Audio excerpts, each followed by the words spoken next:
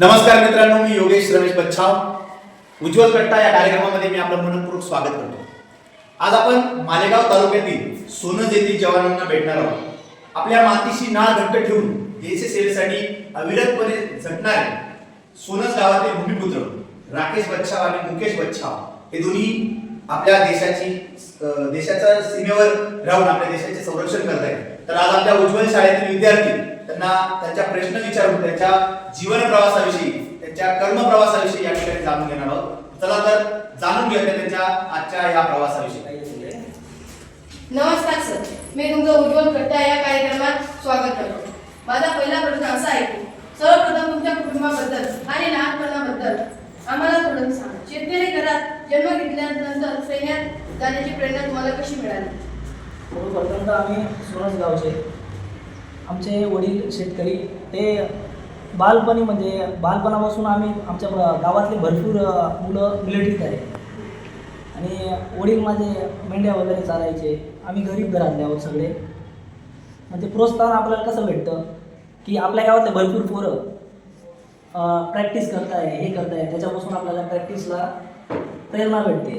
ते बघून आपली इच्छा लागते की आपल्याला काहीतरी करायचं आहे आणि आपल्या शिक्षण वगैरे एवढ्या घरच्यांकडे पाहिजे. गरीब माणसाच्या घरात एवढा पैसा नसतो की आपण चांगलं शिक्षण घेऊन चांगली नोकरीला लागू शकतो.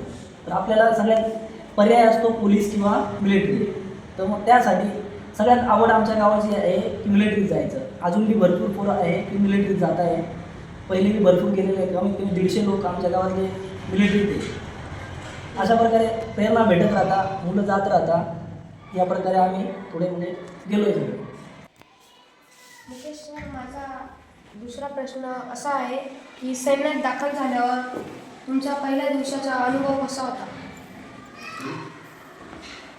भरती झाल्यानंतर पहिलं आम्ही बेंगलोर ट्रेनिंग सेंटरमध्ये गेलो. तिथला अनुभव सांगताना असं वाटतं की एक सिव्हिलमधनं गेल्यानंतर एक सैन्य दलात गेल्यानंतर थोडा वेगळा अनुभव येतो. कारण सिव्हिलमध्ये थोडं येतं, फौजमध्ये थोडं डिसिप्लिनमध्ये राहावं लागतं. सर्व घरच्या नातेवाईकांना, मित्रपरिवारांना, सोडदारांना सुद्धा दुःख होतं की आपण एक भारतीय सैन्य दलात ट्रेनिंग करायला जातो.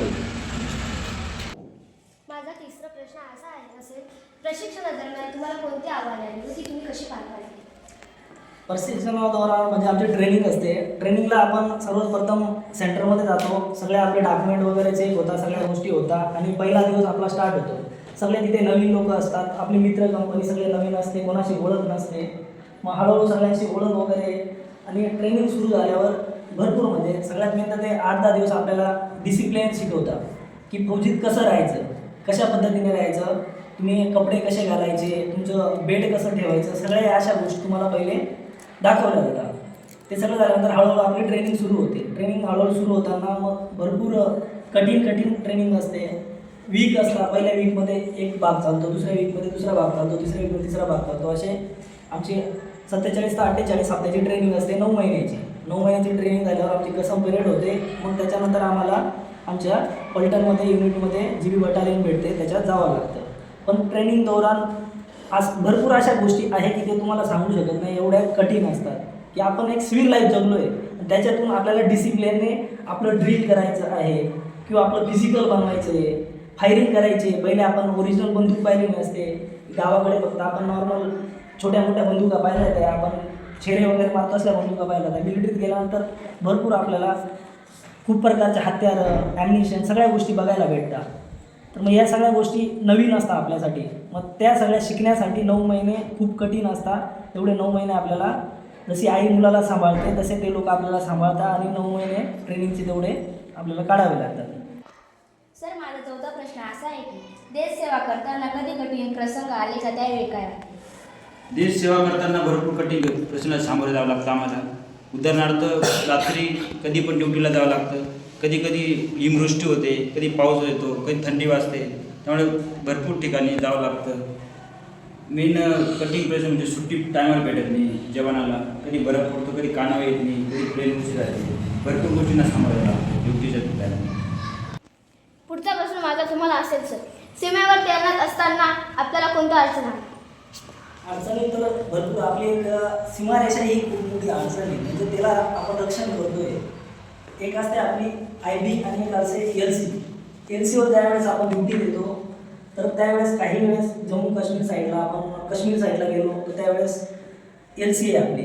तर LC बर्फाने एवढी झाकली जाते की आपल्याला समजत पण नाही की इथं LC आहे. तर त्या दौरान आपण काही वेळेस LC पार करून पाकिस्तानच्या साईडला मी निघून जातो, कारण आपली जी लाईन ऑफ कंट्रोल आहे ती झाकून जाते. झाकून गेल्यानंतर आपण त्या साईडला पण कधी कधी निघून जातो, 100-150 मीटरमध्ये घुसून जातो, कधी इकडे राहतो. त्यांचे लोक कधी कधी येतात, म्हणजे सहसा करून त्यांचे लोक तर आपल्याकडे येत नाही. मिलिटन्सी राहते तिथं, काश्मीर साईडला मिलिटन्सी जास्त आहे. आणि आपण इकडे IBकडे आलो तर पंजाब वगैरे राजस्थान साईडला IB ही कधी पुढे मागे सरकत नाही, पण LC अशी आहे की ते पुढे मागे सरकते. म्हणजे ज्यांनी तिथे आकुपाय केली, आपण त्यांची जागा आकुपाय केली, तिथे आपली ती सीमारेषा बनून जाते. या गोष्टी अशा भरपूर अजून खूप गोष्टी आहे सांगण्यासारख्या, पण मी हे तुम्हाला थोडक्यात एक छोटीशी गोष्ट सांगतोय.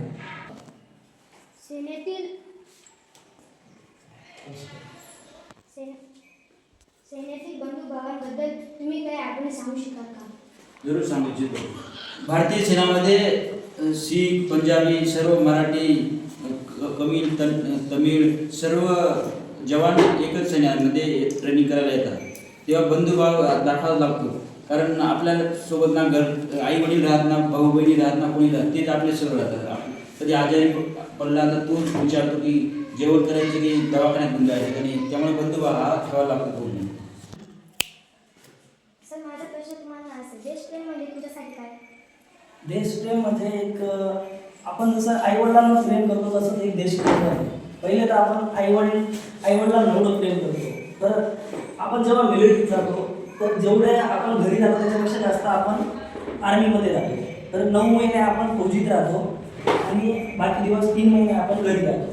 तर आपण घरी राहतो तर आपल्या आईवडिलांना आपलं केवढं प्रेम असतं, तेवढं आपण 9 महिने आर्मीत असल्यामुळे, तर 9 महिन्यात जे आपले सगळे लोक झाले, देशाच्या विषयामध्ये कुठल्याही गोष्टी करायच्या झाल्या सगळे मिळून करावं लागतं.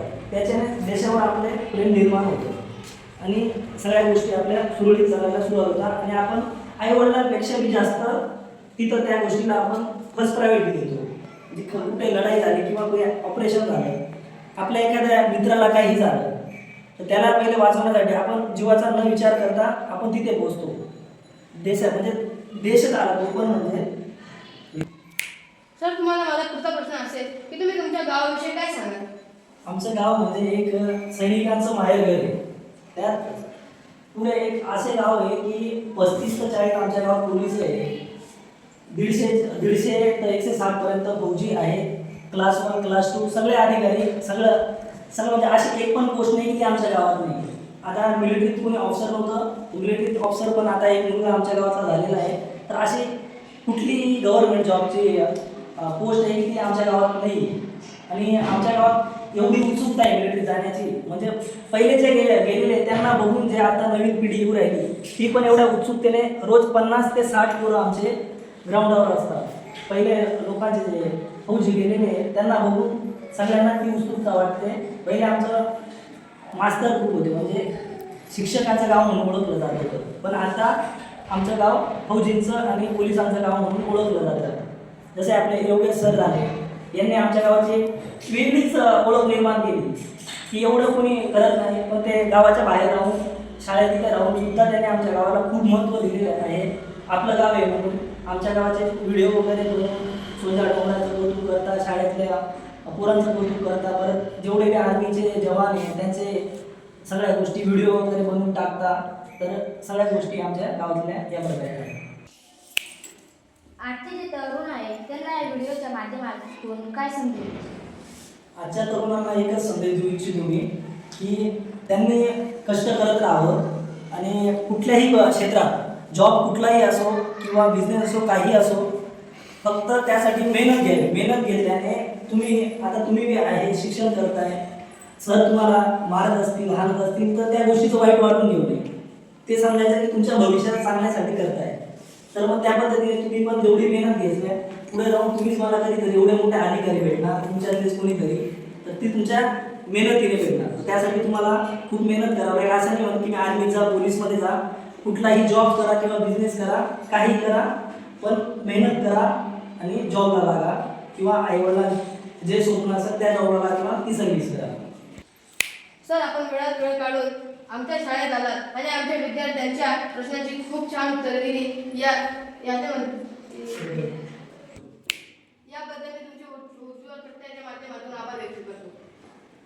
सर, मी तुम्हाला दोघांना एक प्रश्न विचारतो की तुमचे आदर्श कोण? आमचे आदर्श म्हणजे श्री छत्रपती शिवाजी महाराज आणि सेकंड प्रायोरिटीला आपले आई वडील आणि त्याच्यानंतर आपले शिक्षक. सर, छत्रपती शिवाजी महाराज तुमचे आदर्श का? छत्रपती शिवाजी महाराज आमचे आदर्श आहे असे की त्यांनी 16व्या वर्षी स्वराज्याचं निर्माण केलं आणि एवढं सुंदर आपलं महाराष्ट्र घडवलं, स्वराज्य घडवलं. तर आमची जे बी आर्मीमध्ये बी कुठलीही लढाई असो किंवा कुठला कार्यक्रम असो या काही असो, हे छत्रपती शिवाजी महाराज की जय असं म्हणूनच सुरू केलं जातं आणि मग पुढच्या कार्यक्रमाला किंवा पुढच्या लढाईला आमची सुरुवात होते. तुम्ही सगळ्यांनी आम्हाला इथे बोलवलं. उज्ज्वल प्राथमिक शाळा व उज्ज्वल कट्टा यांचे आम्ही खूप आभार मानतो आणि तुम्ही एवढा आमचा सत्कार वगैरे केला त्याबद्दल तुमचे आभार मानतो.